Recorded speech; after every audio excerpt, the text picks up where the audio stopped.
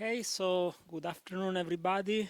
Thank you for being here for this third session of seminars of the Brussels Institute of Advanced Studies. So it's the third week that we are here, and things are progressing quite well. And today we have only two speakers, unlike usually when we have three. And the reason is that our first speaker is one of our BrIAS Senior Fellow, who we want to torture, and so we want to have enough time to torture. And well, let me tell you a little story of how we invited him. So actually I didn't know him, and Bernardo Innocenti, our colleague from ULB, told me, well, you know, among the BrIAS Fellows, I'd like to invite Leonardo Cappello. And I said, okay. He told me, you know, he's young, but he's very promising. Okay. So I didn't know him. I went to look at his CV, and I said, well, yeah, he's young. He's a young professor. Yeah, actually, you know, he's very promising. Let's invite him as a senior fellow. And we were both right. And as a matter of fact, he was a promising young professor. And just a few weeks after that, we invited him as a fellow. He got an ERC starting grant, and so we saw well about his talent, and so we are very happy to have him here. Now, his ERC starting grant is about a subject that really made me extremely curious. It's a subject that is, if you want, you will see, a little bit non-standard, but I don't want to spoil the surprise, and so I leave directly the stage to Leonardo. So thank you, Emanuele, and I want also to thank Bernardo for this invitation, and of course, BrIAS entirely for having me here. So before to jump to the very topic of my presentation, let me briefly introduce myself. So I am Leonardo Cappello, and as Emanuele already told you, I am assistant professor at the Biorobotics Institute. But before to even give you these details, let me say some even more preliminary things about my career. So actually, this is the map of the world, how it should be, I think.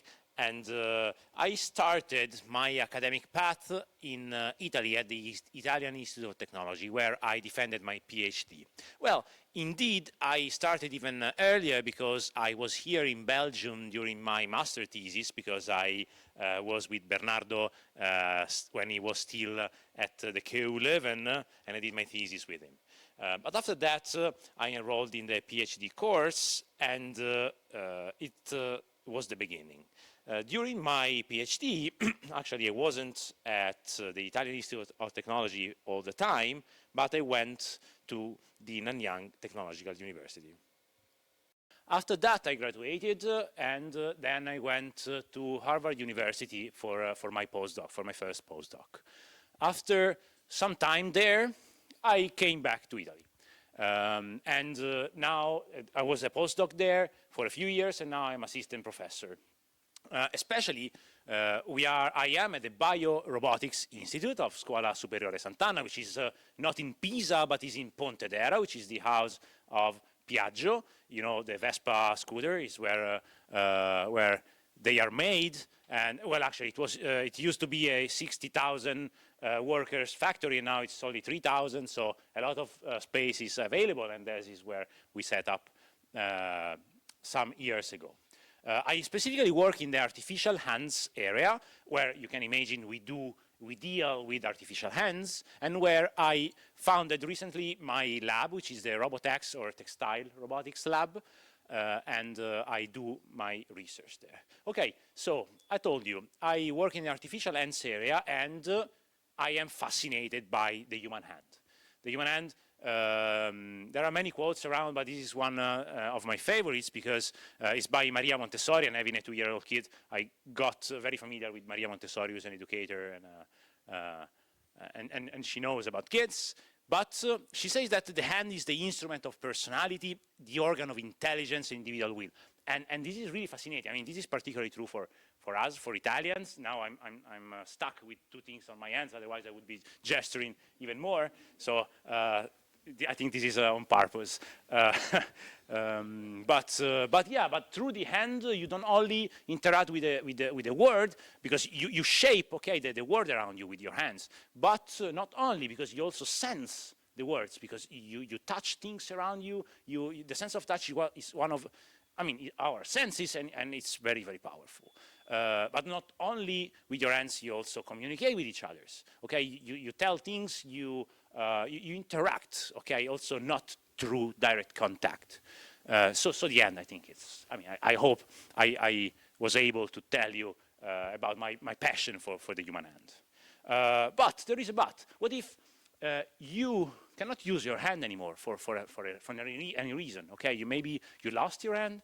You have a medical condition like a stroke or a spinal cord injury, a brachial plexus injury. There are countless of medical conditions that prevent you from using your hand.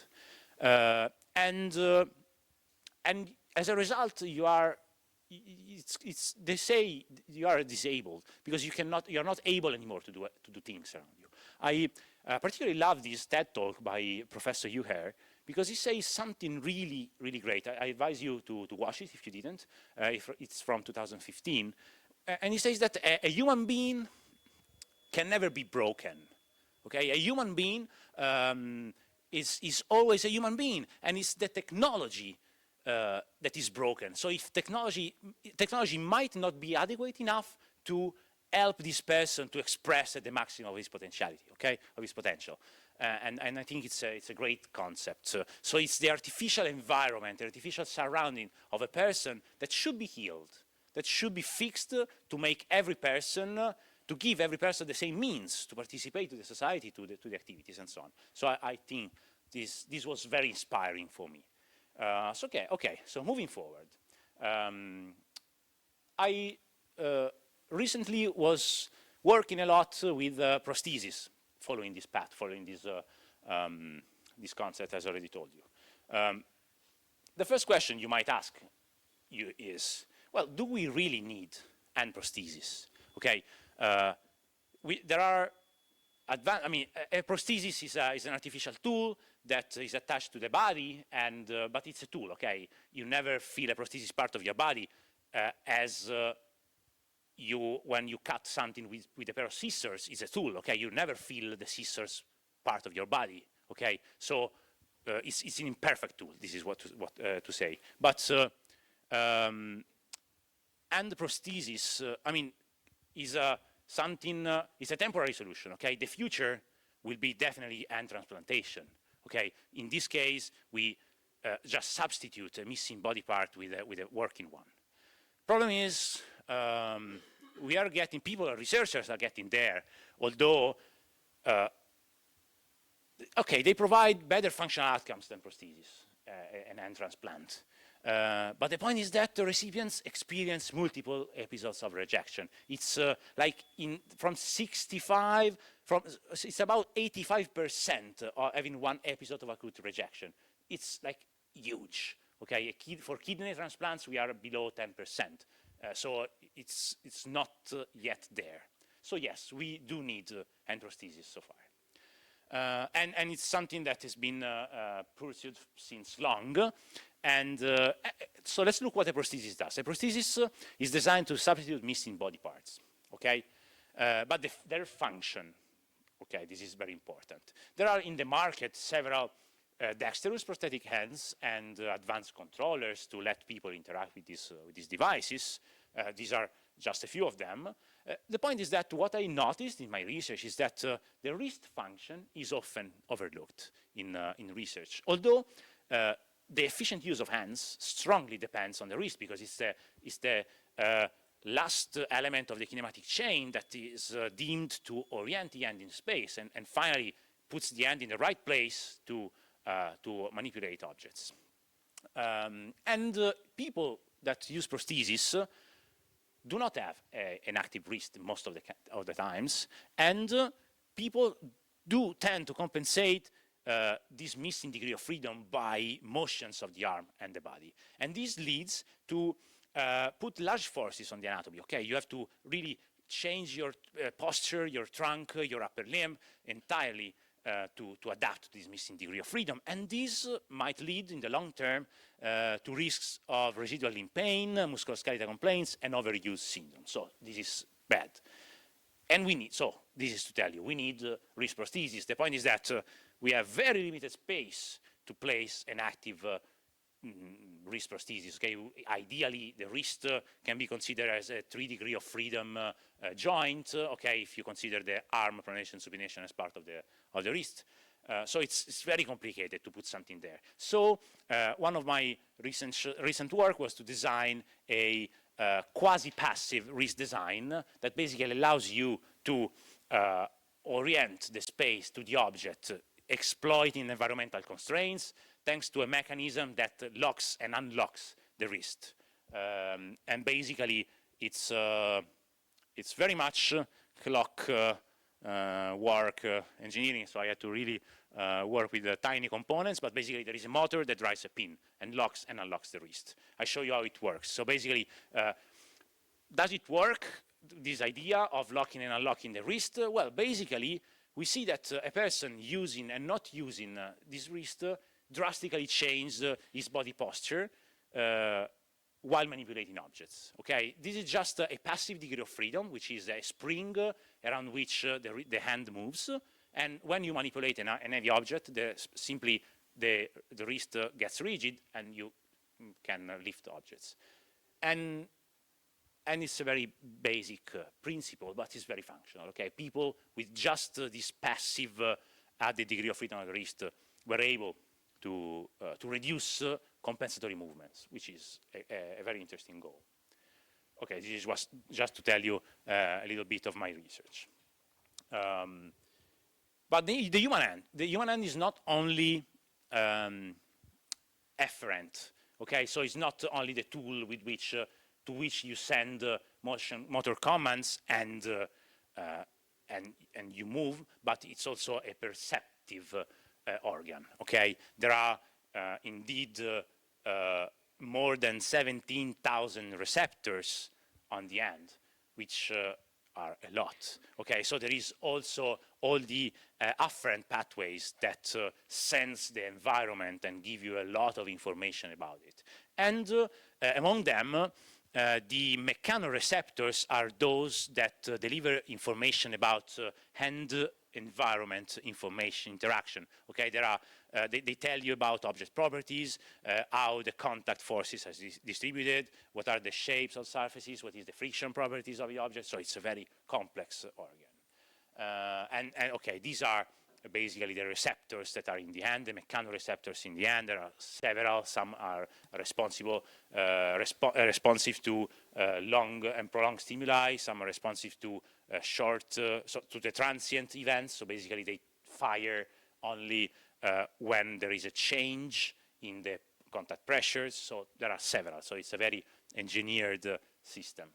But how does our brain use this information? Well, basically, when your brain, you think to move your hand or any limb in general, you send a motor command, okay? And normally, because of the sensory information is processed, it's rich, the brain cannot process it in real time. So most of the times, the movement starts in open loop.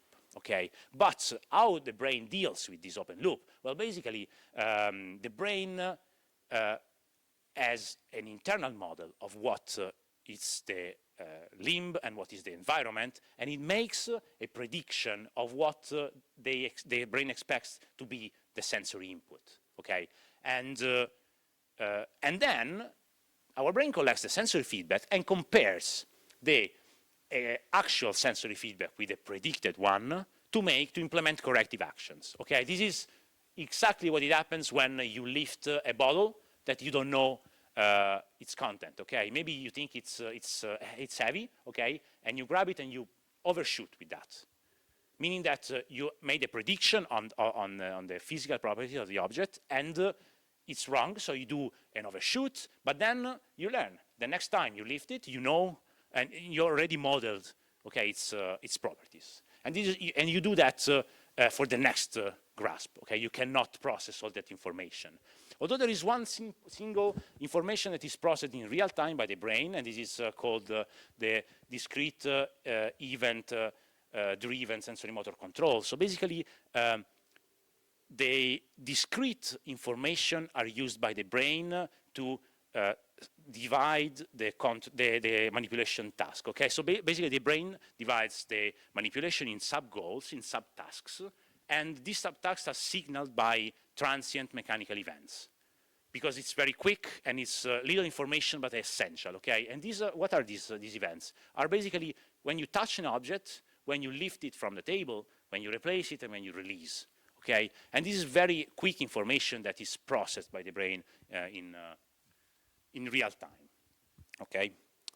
But what happens, okay, this is, I told you, this is when there is a mismatch between them, you implement motor correction. But this is a nice working principle, but what if this mechanism is somehow compromised? And this may be due to several conditions, okay? You might have this rupture in this communication system in the brain due to a stroke or in the peripheral nervous system. And so you cannot implement these corrective actions anymore. So basically, your hand is still capable of moving, but since you cannot control it properly, you cannot move it, basically. That's why we developed, together with Leonardo Vendrame, a PhD student in my lab, a simple, very simple device, which is this one, okay? Basically, it's a glove with ultra-thin piezoelectric sensors, so they are sensitive to the transient events, transient pressure events. So basically, they fire only when you touch, and then they go basically to zero, and when you release, and then they basically go to zero. And we deliver vibrations corresponding to these haptic events, okay? Okay, there is basically the same as you do when you type in your cell phone, okay? You press it, and you have a vibration with a vibrational motor, and that's it. So, like, technologically, it's simple. It's not easy, but it's simple. But, okay, is it working? We did a couple of preliminary tests, and I hope this video works. And this is a person with a brachial plexus injury that cannot feel anything on his hands, okay? And he's doing some tests, okay? Yes, he was asked to transfer an object, which is a fragile cube, okay? If you press it too much, it breaks virtually, okay? It makes a clack mechanism, and then it's counted as broken. And with minimal training, so he came, he tried it for 5 minutes, and he was able to transfer more objects without breaking them, and basically the completion time remained more or less the same. Okay, this is wearing the glove with the stimuli on, wearing the glove with stimuli off, and with a bare end. Okay, so and this is, I think, super interesting. But let's see at the next one. So we also measured accurately the contact forces between the hand and the object, and how he was able to lift the object. So basically here we were measuring grip force versus load force. What does it mean? It's a measure of coordination, okay? When you are coordinated, you start lifting an object while you are still grasping, okay? Because you are able to modulate the contact force with the object while you grasp it. While instead, if you don't trust your hand, first you squeeze it, and this happens with people with prosthesis or with people with sensory impairments. They first grasp to a very high safety margin, and then they lift, okay? And as a result, you have a very, like, non-linear, okay, shape of this grip force versus load force. So basically, first it means that here they start pushing, and then they start lifting. While, on the other hand, wearing the device, which, again, doesn't provide you continuous contact, continuous feedback, but just a very short vibration at the beginning when you touch the object, the coordination is much better, okay? So this is basically, this makes people lifting while they are still grasping the object. And I think this is an incredible result because it's a very simple piece of technology and provides you a very simple information, but it's relevant, it's highly relevant, and the brain is able to integrate this into the motor control. And more interestingly, we are affecting the motor side only by applying a sensor, so a sensory stimuli. And this is interesting, okay? Because a lot of devices are out there that give you motor aid, motor stimuli, and they impact, of course, much more than this one on the motor side. But this is really interesting. I think it's an interesting result. Okay, but let's switch to big things. This was a project that is still going on there, and I want to talk to you about this big European project that they had. I was lucky enough to participate. So I was part of the consortium. This was an Horizon 2020 project with, I think, 10 partners in Europe, and we were the coordinator. Professor Christian Cipriani was the coordinator of this project. I work as a postdoc here. What did we do? Well, the project was about prosthesis, but they were in the direction of having osseo-integrated prosthesis. Okay, so we want to put technology closer and closer to the human body. And this is what we did. So basically, this was a very recent work. So we implanted a screw in the residual part of the bone of ulnar radio of a person, of a participant, but not only. Since we had this connection between the inner part and the outer part of the body, we took advantage of it, and we also used them as a gateway to connect both to the nerves, to collect neural control signals, okay? And so what are the efferent control signals that went to innervate the residual muscles? And also, we connected through calf electrodes to the nerves, to the afferent nerves, okay, to be able to send back sensory information to this person, okay? So we took advantage of an extraordinary mechanical stability of an osseointegrated interface, and we also used it to connect to the control system of the person. So first, the person could use, immediately after the surgery, to train to generate the signals through a virtual interface, and this was really a few weeks after the surgery. And then, after some time, this is what she was able to do, okay? What is she doing?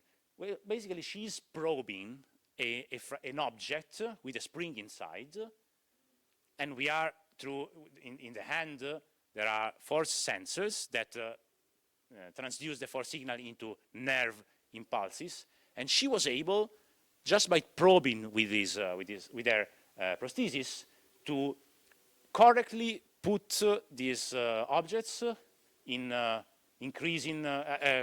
increasing stiffness. So she was able to perceive the stiffness of the object, which is impossible to do with a normal prosthesis. So she made use of this technology. And most interestingly, she was able to don and off the prosthesis by herself in a very quick way, in a very reliable way. Okay, this is often a problem because the osseointegrated interface avoids the need of a socket, which damages in the long run the soft tissues and might get several problems. So this is how the prosthesis looks like. And these are other tests that we perform with the same fragile objects, which are pretty nice. Yeah, I just wait to go to the end of this video. Yeah, and this was the first implant. We performed the second last summer. So we were able to perform 2 implants with this one. And we got a very great acknowledgement by the scientific community. We got the cover by Science Robotics. So I wanted to show off a little bit. Sorry about that. But I mean, I really enjoyed working in this project. And this is a piece of information that I put in my background. But, okay, but am I a prosthesis guy?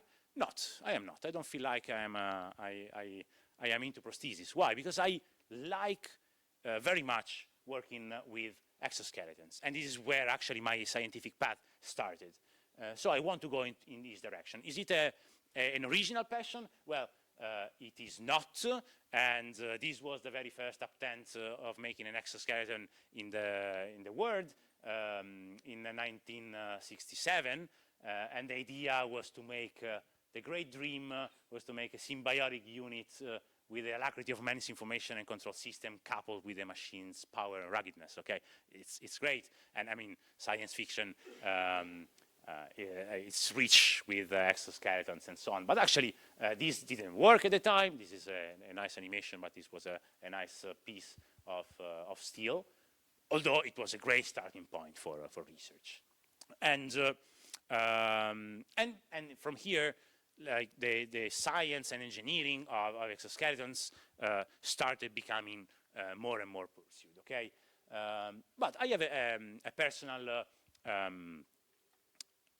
preference, that is that when robots interact with people, having a soft interaction is preferable, okay? Of course, when this is particularly true when interaction, when the softness is coupled with robustness and reliability, okay? So you have to, I mean, you can do that to a soft robot, or you cannot do that to a rigid robot unless you want to pay too much money. Of course, there are pros and cons of this approach. Okay, a rigid robotic arm cannot reach much better performances than this one. There are pros and cons of this approach. Okay, how I started to tackle with this principle? Well, during my PhD here in Italy and in Singapore, I started encoding softness in a rigid system through control. Okay, so you can program a robot to be soft, okay, to behave like a virtual spring, and I designed a wrist robot this is an exoskeleton, a grounded exoskeleton for wrist rehabilitation. Okay, this is a very much younger version of me I think it was 2013, and where we deployed this wrist exoskeleton to a pediatric hospital in Genoa. And basically, you can encode softness by telling the motors how to behave.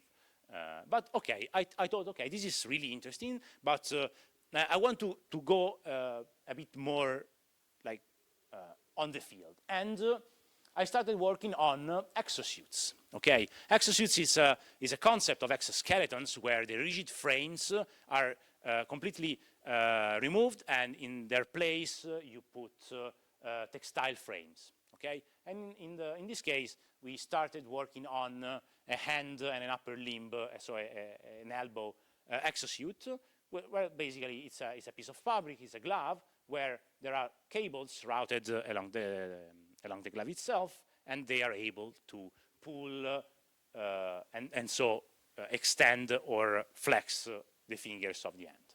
Okay, and as you can see, this is a path towards getting softer and softer in the interaction with a human person.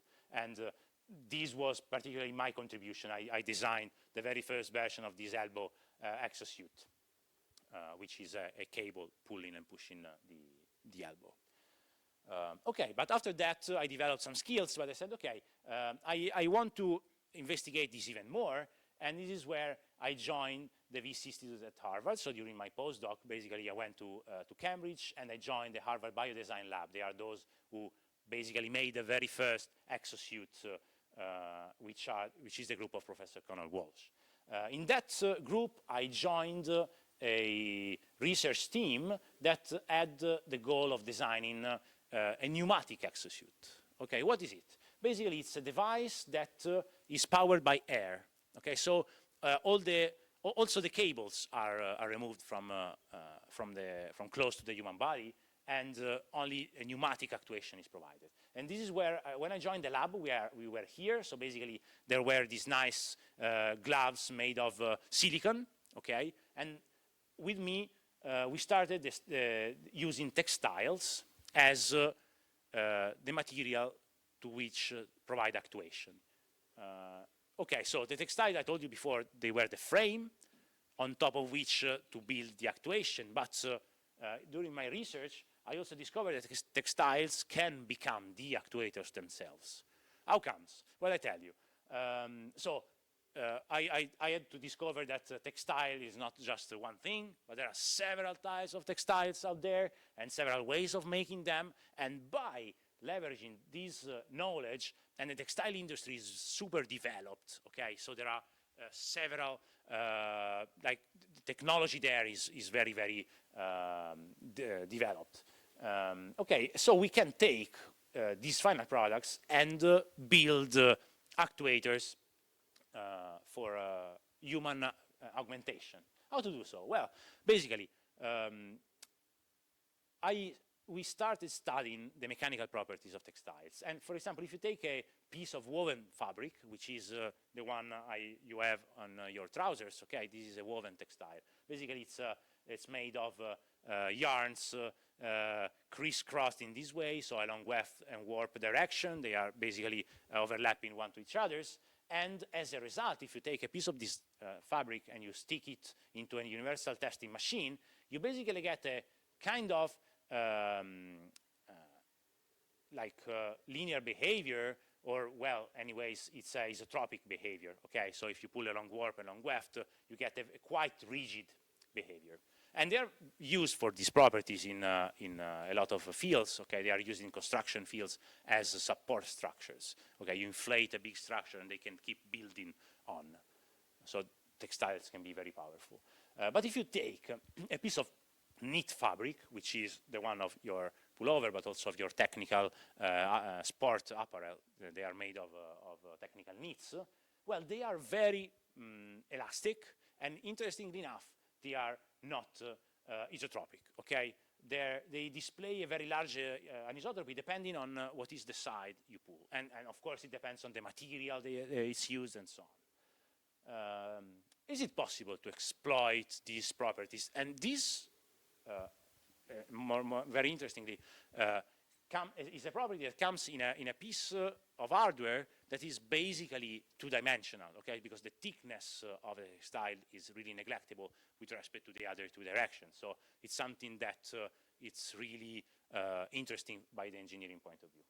So how to make an actuator out of them? Well, very simply, you take two layers, okay? You stack a knit fabric on top of a woven fabric. You take your sewing machine, or you tell your PhD students to start to learn how to sew by hand and to make them. You stick a balloon, okay, a bladder inside this, and as a result, you have your actuator, because you exploit the anisotropy, so the material contrast, the contrast of mechanical properties to make this actuator. Well, and then I show you how they work, okay? Don't worry, don't be scared. But you can do even more, because it's a 2-degree, it's an almost two-dimensional structure, so you can pile them. You can make a lot of them. So you can stack a stretchable textile on top of a non-stretchable textile, on top of another non-stretchable textile, and put balloons inside. And the result you can get several degrees of freedom, several degrees of actuation within the same, basically, bulk, okay?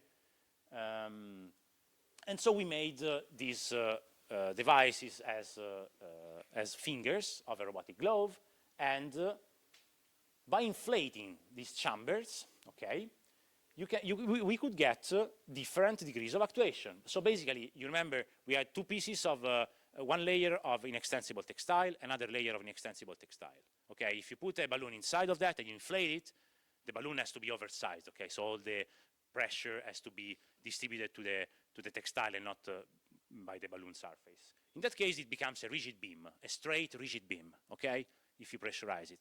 And this was the case to get hand opening motion. While if you inflate the balloon that is between the high stretchable textile and the low stretchable textile, well, basically, the stretchable textile will try to expand more than the bottom layer, and as a result, you have a top layer that expands more and a bottom layer that doesn't, and you have a curling motion, a bending motion, okay? And you can actuate hand closing with this device. Okay, so we also characterize them, and we were able to generate forces enough to manipulate daily living objects. But I want to show you how it works. Okay, so this was a video that we made characterizing a knit fabric. You can see, and these were our machine shop. Okay, for me as an engineer, I was shocked at the beginning to have to learn how to use them. But this is how they look like. Okay, they are super soft, super tiny, although they are really powerful. Okay, so here we are inflating the strengthening, so okay, the rigid beam, and here we inflate the other chamber, the one that generates motion. Okay, this is another younger version of me, less young version of me than the one you saw before, and this is how it works. Okay, so basically it bends and it curls the finger. So, well, in this case, we are exploiting the underlying biomechanics of the hand, and by applying, if we have a curling actuator, I mean, the fingers will not curl as an octopus tentacle, but will bend along the human anatomy. Okay, so we exploit. This is interesting. Okay, because we exploit the frame, the natural frame of the body. So we don't add mass to the system. So the robot doesn't have to move itself before moving the body, because its weight is really limited. So this is, I think, really interesting. We did a clinical study with spinal cord participants, and these are the plots showing that the participants got better at manipulating objects, at generating forces with their hand, but it's very nice to see a person using it, because it's really nice. Okay, this is a person with a spinal cord injury, incomplete spinal cord injury, C6 spinal cord injury. He has some residual motion, but he could not lift heavy objects. And this is how the device worked. So basically, there was a PhD student there pressing a button when he said close, and they closed the hand and open again. Okay, we were still working on the human-machine interface, but I mean, we had the PhD students again. And he was able to lift quite heavy objects. Okay, this is a can full of root beer, I think. And yeah, he could actually lift and use objects. Okay, and he was very happy doing so. He could not only lift like heavy objects, but he could also use the same device also to manipulate tiny objects, because of course there are two different problems. Okay, because maybe you can be able to grasp a large object, but maybe not a tiny one. This didn't help him to get luckier with the dice, but still he was very happy to take part in this. And this is also something I would like to talk about, because I mean, there is dealing with real people and trying to help them is part of the non-monetary compensation you have working in this field. So I really enjoyed being close to our study participants, who gave us a lot of suggestions and so on. So I mean, this is I think to be remarked. Of course, during my stay there were also some. I started some evolution of the device. Basically, we could get rid of the curling octopus-like device and implement something more anthropomorphic. Okay, we could get bendable areas and stiff and basically non-bending areas, so to better mimic and better transfer forces to the human hand. And also integrate sensors there. This is a very basic application where there was a touch sensor on top of the finger, and it was a very tiny textile-based sensor that triggered closing and opening when there was contact. So basically, for the person in this case, was enough to touch an object, and the hand started grasping it. So it was an evolution towards better human-machine interface. And this is how it works. Basically, you touch and the device started curling, okay? We also had a guy who came to our lab, this is Bill Gates, who gave us some advices, and so it was particularly nice to, and scary, to give him a device that he had to wear on his hand, and his lawyer was taking the picture, so I was like, joking, of course, but it was really fun. We also had Jeff Bezos trying the device, but he didn't want us to take any pictures. So he took pictures of us. So I guess I am by his bed in this picture, but he didn't share them with us. Okay, but you all know that what you put in papers is never. It's always the nice side of it, okay? But dealing with textiles, you deal with a lot of frustration and a lot of failures, and this is because textiles are not easy to manufacture, okay? Ask your grandma. When you put a balloon inside a piece of textile that you sew together, the seams might break, the textile itself might break, and we had a lot of popping, and people like last week I had all the lab mates that got scared because I had an actuator that exploded, and it's of course this is a source of problems, because if you give this system to a person at home and it breaks, it suddenly breaks, you have to replace it, go there. So stacking textiles together is problematic because of the connection, okay? So basically, all the problems come from the connection. Is there a way to get rid of it? Well, I mean, if you want to couple textiles with different material properties, you cannot fuse them together. You cannot put rigid components because you don't want to. Is there a way to get rid of that? There is, and we were the first in the world in 2021 to use 3D knitting to make actuators. What is 3D knitting? 3D knitting basically is something. It's getting a thing in apparel industry because you actually program a machine, and after a couple of hours, you have a full piece of garment with all the material properties you want, because it can vary the stitches. So basically, it's a knitting. So you cannot get woven textiles out of it, but you can use unextensible yarns to make some sides. You can use elastic yarns to make others. You can have a more dense stitch on some sides. You can have a looser material on the other. So basically, you can mechanically program the behavior of the textile locally in a structure that doesn't require you sewing with a sewing machine. And my PhD students are very happy about this.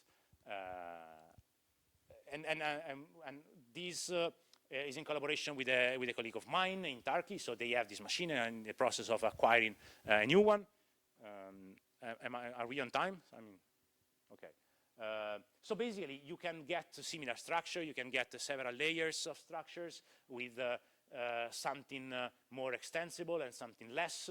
And you can get properties that are similar to ones that I've shown you with an integrated production method. So basically, you go there, you program the machine, you say print, and in 20 minutes, you have this actuator that you stick a balloon inside, and you have a pneumatic actuator out of a machine, which is very nice. And we proved that, okay, it was pretty bulky, but we proved that we could achieve similar performances to the ones previously shown, which is, I think, very interesting. Okay, let's wrap up.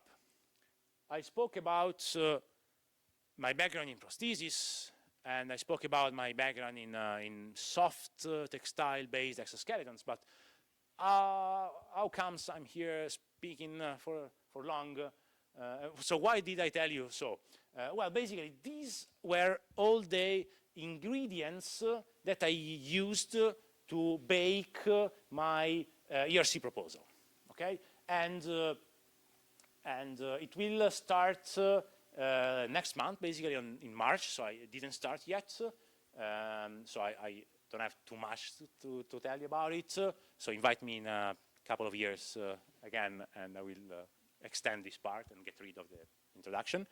But okay, this is what I will do. So the concept that I wanted to capture was this one. Okay, so you got this message. Disorders of the nervous system, either central or peripheral, are primary causes of disability. Okay, there are so many people in need of assistive devices.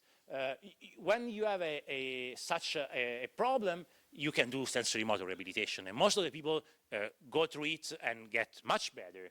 Okay, but it's not always fully effective. Okay, as a result, people need to wear or to bring with them assistive devices for the rest of their life. Okay, we give devices to a person.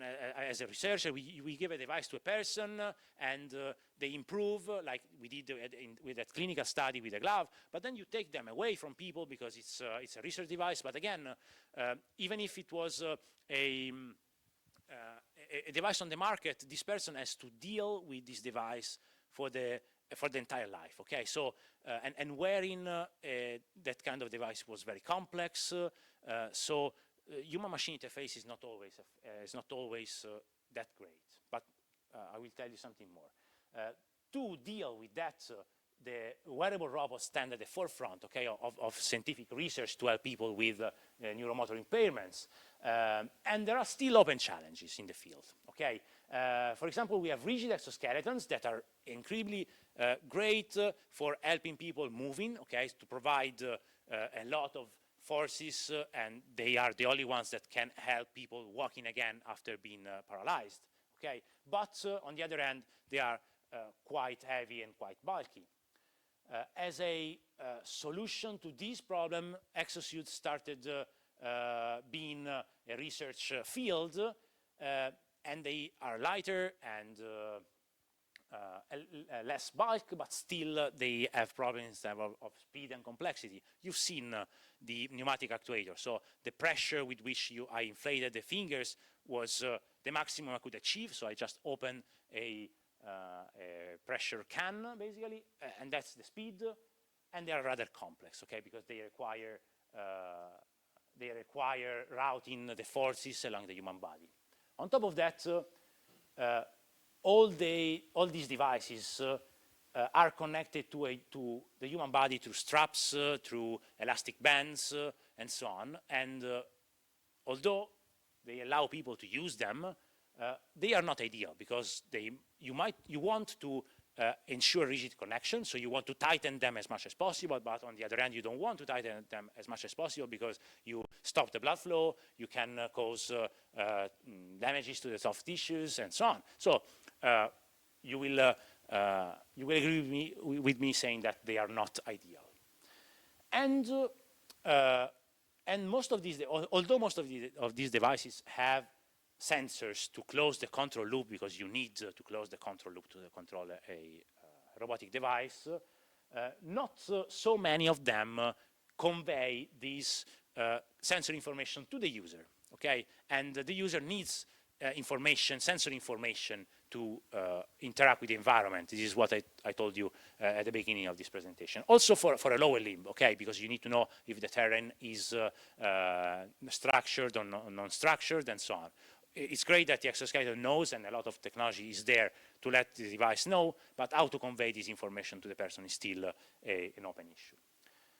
What I want to do with my project is to solve these issues in a way by making a soft and streamlined system that is able to provide fast and efficient assistance connected to the user through a very stable human-machine interface and providing rich sensory feedback. The key to do that is through osseointegration, okay? I've told you what it is. Basically, it was born for dental implants and recently is being used for prosthetic applications, okay? So it's safe and stable. We can connect these implants to the bone without having major medical issues.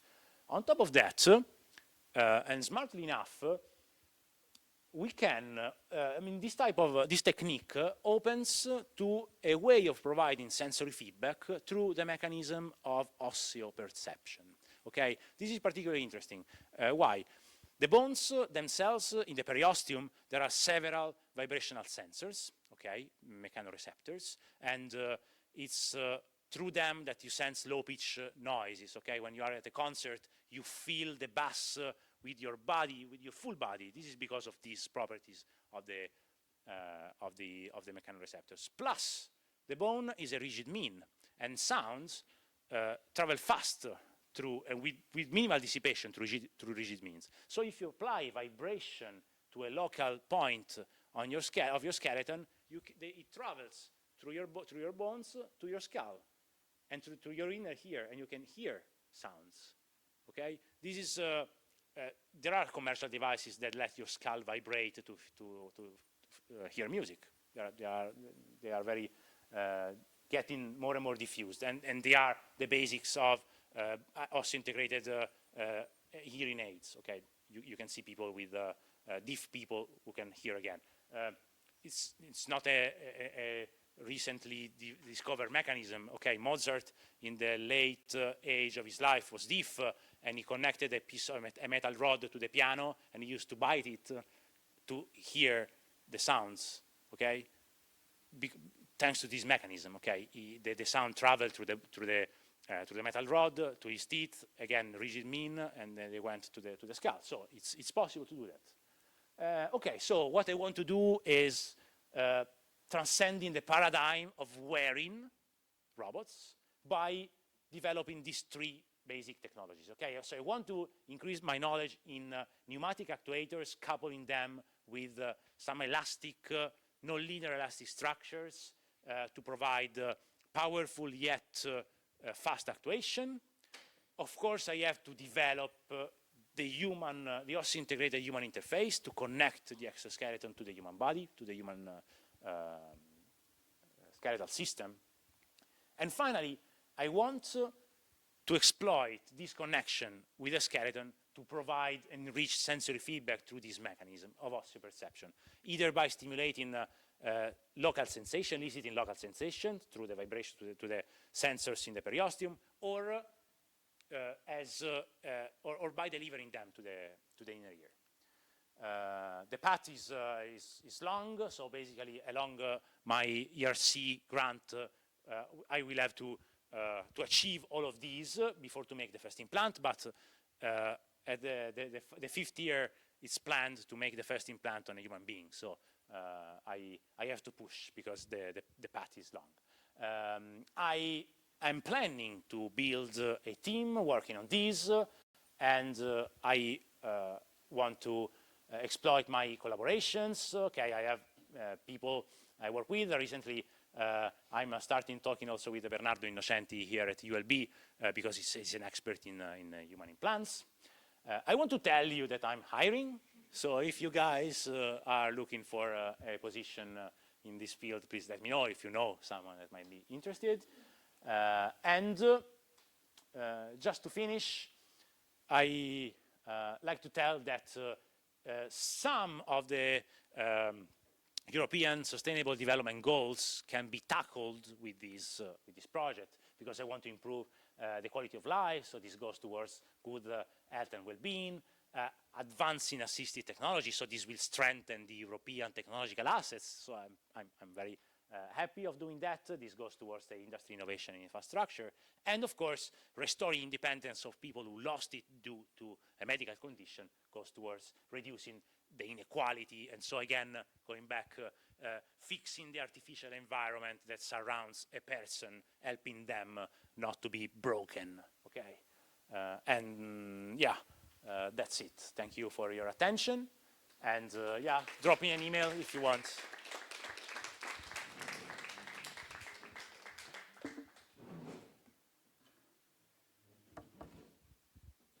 So I have an official communication from BrIAS that is, I want to mention that no PhD has been harmed while doing the research that has been presented. Yeah. Nor Bill Gates. No, nor Bill Gates, especially. Jokes aside, I imagine that there are questions, so we are here to torture you, so please go on.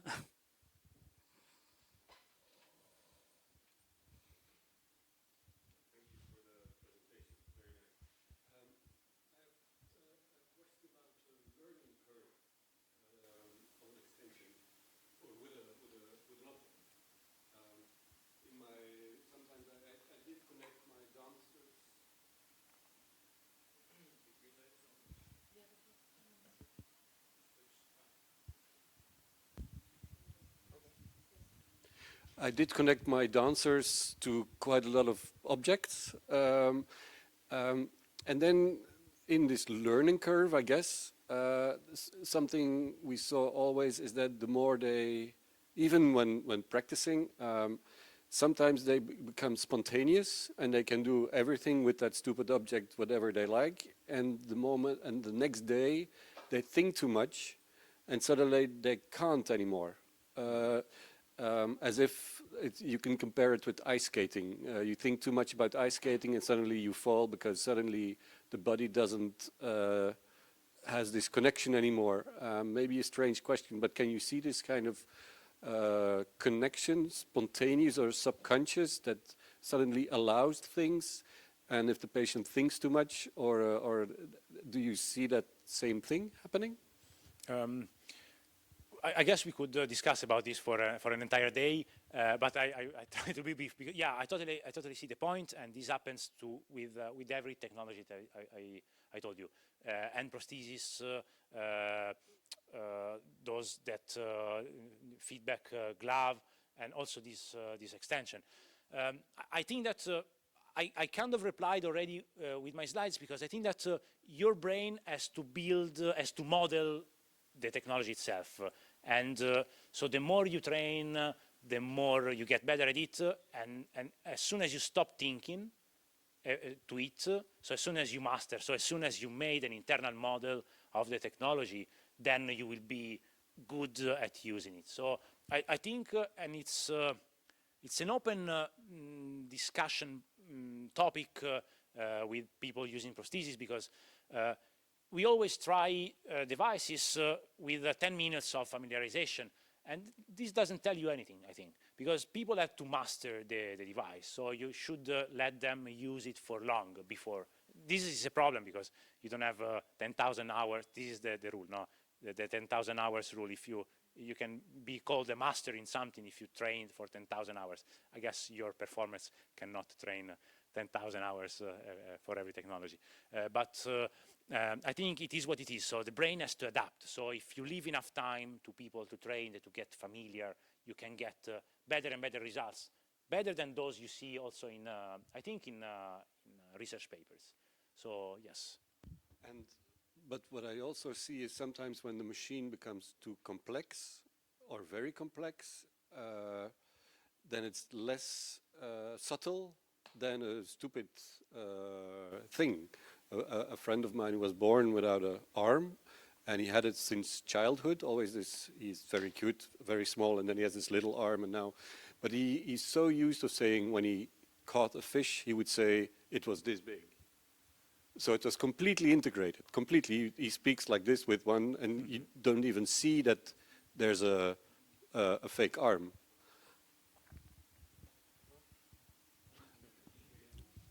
Sorry. Is there so also again there in the connection between something complex, but something between, yeah, there's somewhere. I don't know how to Yeah, but I agree with you. Again, it's a big topic, no? Because the more something is complex, the more you need to train, and that's why we went also in the direction of giving you like short-lasting vibrotactile feedback, because that one can be easily used by the brain to integrate it into the control scheme. And embodiment is another thing. I mean, there are also things that come that are pre-programmed in our cortex. Okay, also people who were born blind. There were experiments to say that people who were born blind participated in an experiment with other blind researchers, and when they talk about, for example, steering a cup, they talk while gesturing the steering motion. Okay, so like the more, I guess, I think that the more something is anthropomorphic, so the closer you are to the natural shape of the body, the easier it is for your brain to integrate, to embody that technology.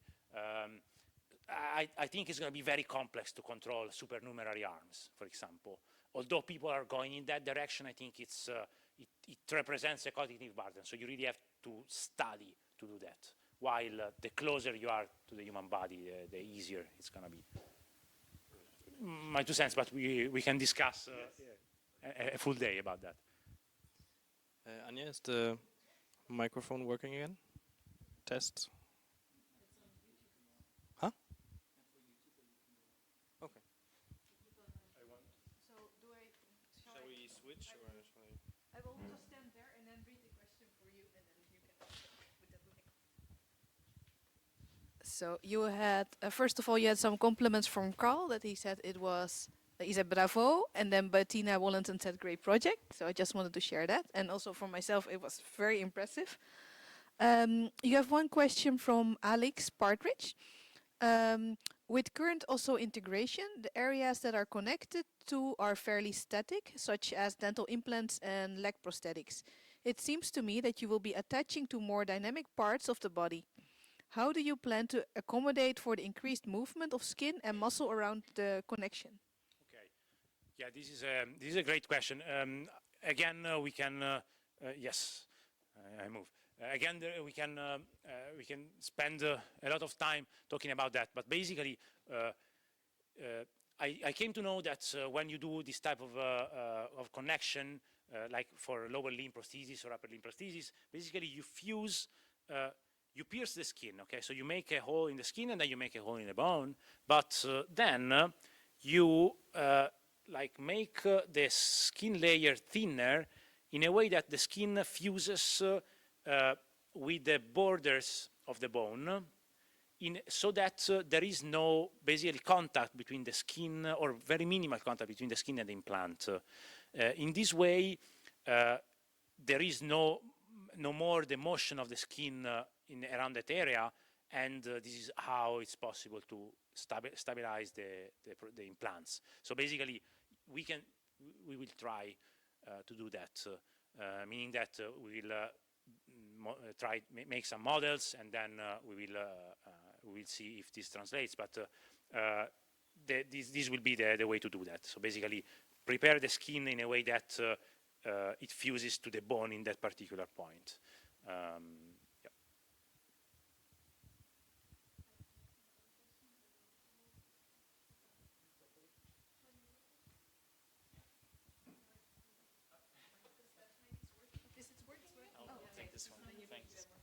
Okay, thanks for the very nice talk.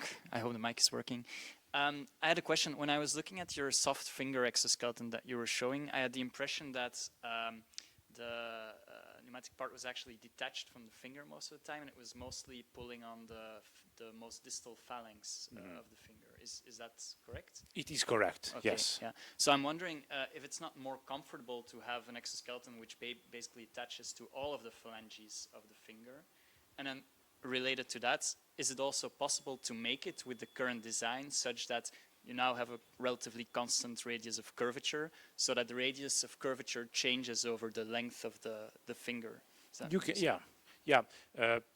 To answer to your first comment, yes, you can decide basically, because if you have a bending I mean, since that you can program the behavior, the local textile properties, you can do whatever you want. Okay, with of course, with some variability that is intrinsic in scientific research. But yes, you can do that. So basically, it depends on what you want.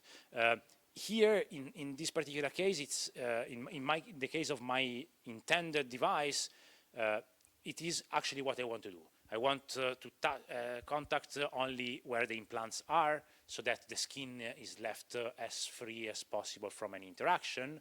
Plus, with that kind of behavior, you have only pushing and pulling forces on the implants, which is, I guess, even better, because if you have shear stresses on them, it might compromise the implant.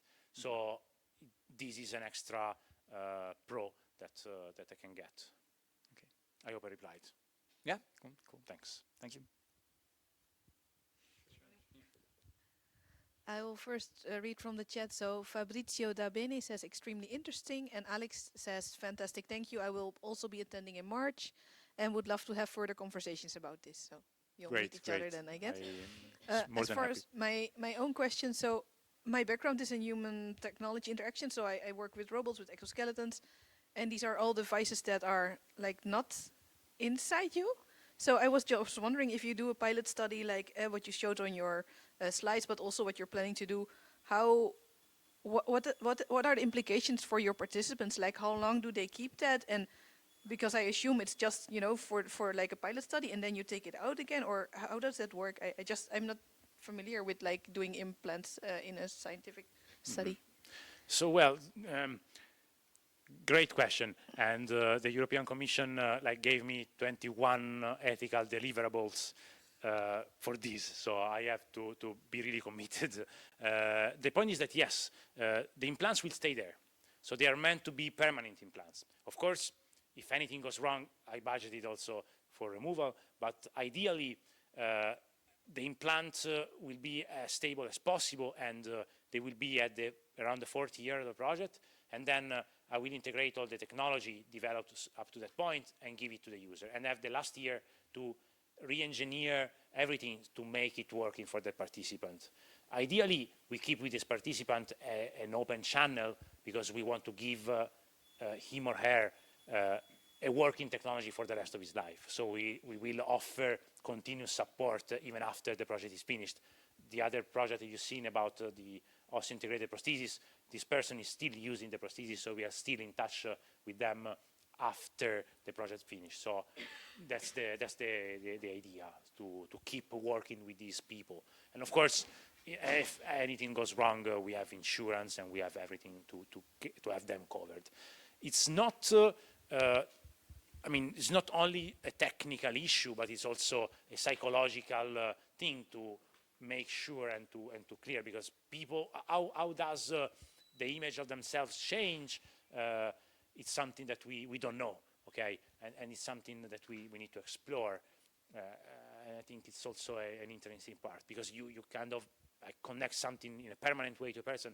And in science, scientific research, you always have the right of going back, okay, of quitting whatever you're doing. But in this case, in case of a permanent implant, is something you cannot do at will. Okay, one day you wake up and say, I don't want it anymore. But I guess this is, I mean, the risk this project may cause are much like balanced by the benefits that these persons can get. I was talking to a hand surgeon that told me that people who cannot move their hand anymore go to him asking to have their hands removed. And if you think about, I mean, yeah, you say, yeah, you then have it removed and then you have a prosthesis that works well. But we were talking about taking away a piece of the human body, and I think that it's huge, and it's psychologically it has a huge impact. And on the other hand, an implant like this one could be much less impactful psychologically on people. So I think it's also could be a solution to this problem. Thank you. Thank you.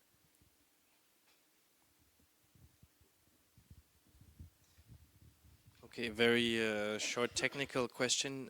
When I saw your the actuators made out of a wool, and you said you have problems with the seams sometimes going off or going on. Have you looked into the kite surfing kites? They reminded me of it because they have usually there's like a bladder, it's called, in it, which you pump, and then it has a really high pressure. And they have different shapes of wings, they called the wings, and they have like C shapes or D shapes.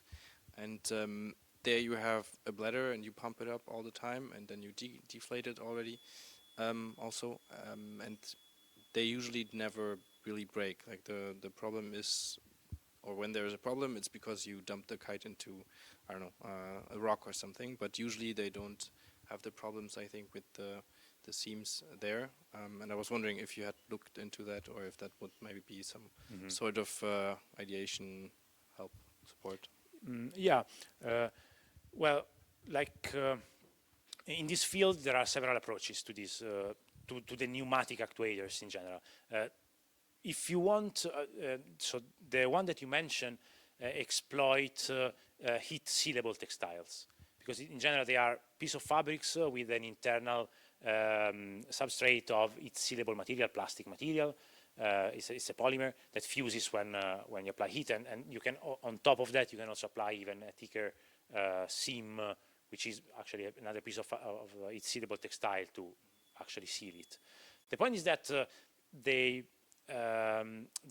this material layer prevents you from having large deformations of the textile, so basically you cannot exploit anymore the material properties.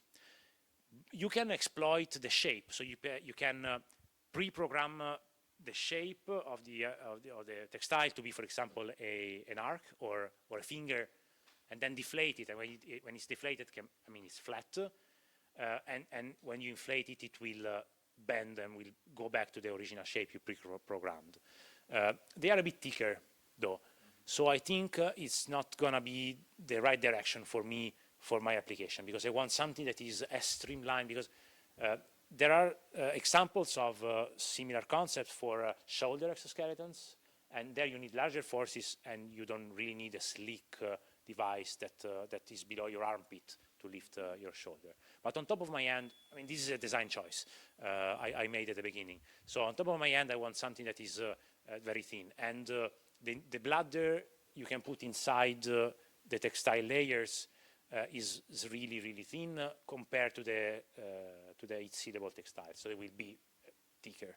So it's a choice of, to me, it was an optimal choice for the end. But other people might have different opinions about that. I would have another question.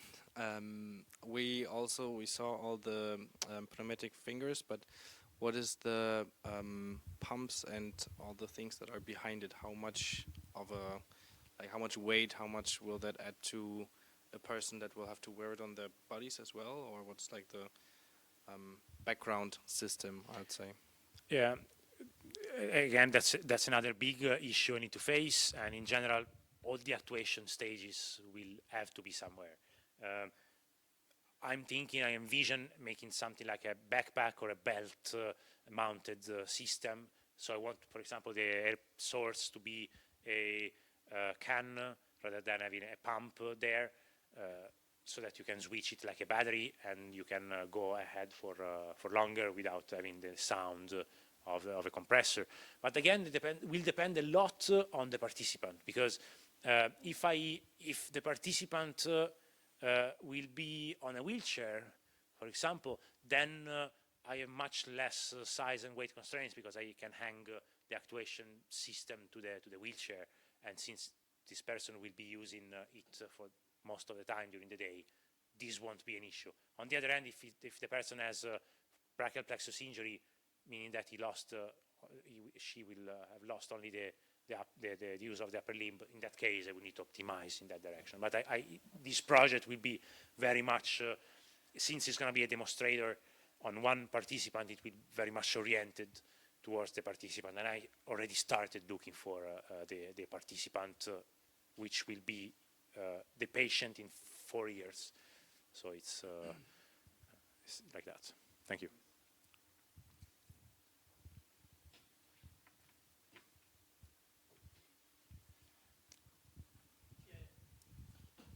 Just a question that arises due to what you just said. How will you choose the participant, and where is there some criterion and some ethical issues in the choice of the participant? Okay, this is a big point, because it's the most important element of this project. Most of the people with upper limb disability that could be candidates will be, there is a huge pool of potential participants among people with stroke, but on the other hand, there might be a lot of side effects. So ideally, I'm looking for a participant with a very long life expectancy, so ideally young people, and there are a lot of young people who had motorbike accidents, for example, so people with brachial plexus injury or spinal cord injury, and most of them are male for some reason. I'm looking for someone that is potentially very active and want to compromise with a permanent implant in their life. So I think I'm moving towards this direction. Ethical implications, sure, there are several. Since it is a single participant study, so ethical issues will be dealt depending on the participant, him or herself. So I cannot make any guess now.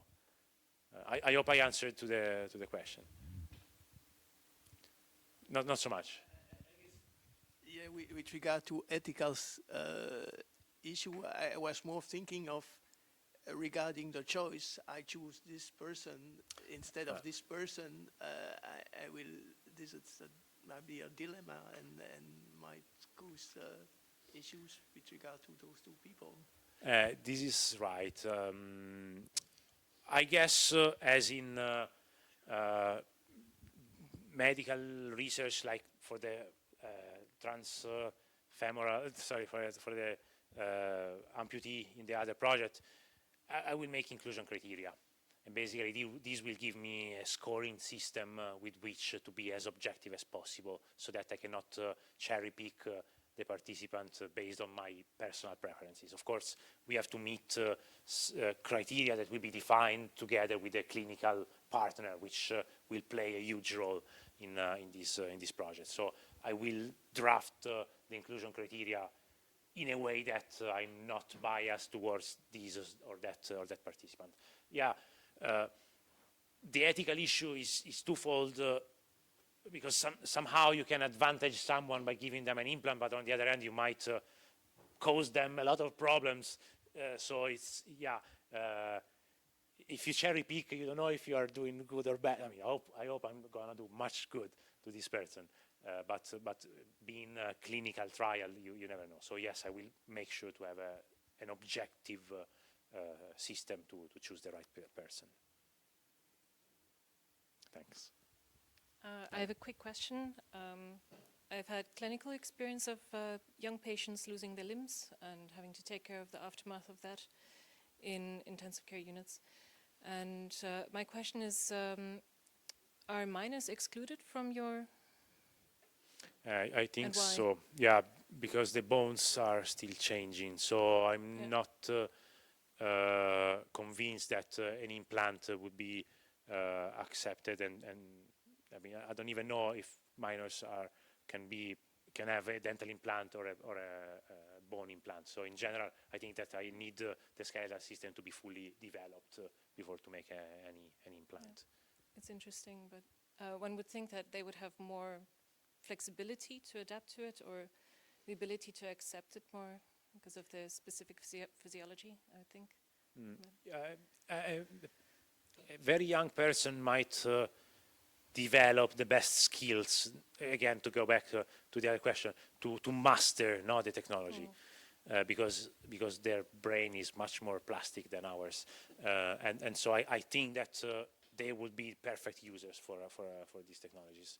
On the other hand, the constraints are very, very rigid, but it's something it's worth investigating. I will check with Bernardo, who is an expert in this. So I'm in the right place.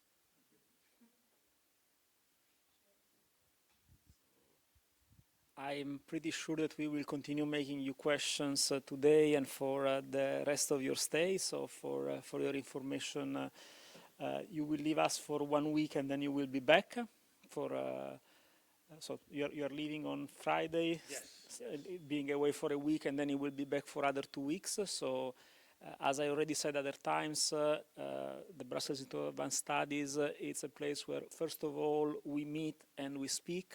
So if you want to spend more time with Leonardo, you have just to contact him. He has also put his email there. So he will be most of the time here at SAAS or at BEAMS at Bernardo Innocenti's research group. And with this, I would say that for the moment we close here this first talk. We go for a well-deserved coffee, and then we come back for our second talk.